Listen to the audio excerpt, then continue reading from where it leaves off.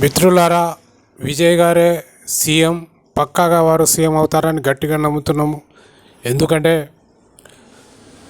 అధర్మం ఎప్పటికైనా ఓడిపోక తప్పదు, ధర్మమే గెలుస్తుంది. కాబట్టి విజయ్ గారు మరి జీవితంలో చూసిన ఒడిదుడుకులు, పేదరికం, మరి వారి కష్ట ఫలితం వారికి దక్కింది. మరి అది వృధా కాదు. మరి రజనీకాంత్ గారు, సినీ హీరో రజనీకాంత్ గారు చెప్పినట్టు మంచివాడు ముందు కష్టపడవచ్చు, తర్వాత సుఖపడతాడు.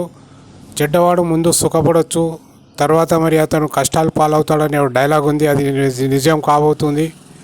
మరి అదేవిధంగా మరి విజయ్ గారి వినయ విధేయతలు, నిబద్ధత, క్రమశిక్షణ, మరి ప్రజలకున్న అభిమానం, వారు చేసిన కష్టం, మరి నీతి నిజాయితీగా మరి వారు సాధించిన విజయం వృధా పోవు. ఎందుకంటే ఏదైతే ఎక్కడైతే ధర్మం ఉంటుందో మరి అక్కడ దేవుని ఆశీస్సులు కూడా మెండుగా ఉంటాయి. కాబట్టి మరి వారి అభిమానులు, మరి తమిళనాడు ప్రజలు బీతిల్లవలసిన అవసరం లేదు. మరి వారు సీఎం అవుతారు, 100% సీఎం అవుతారని నమ్ముతున్నాము.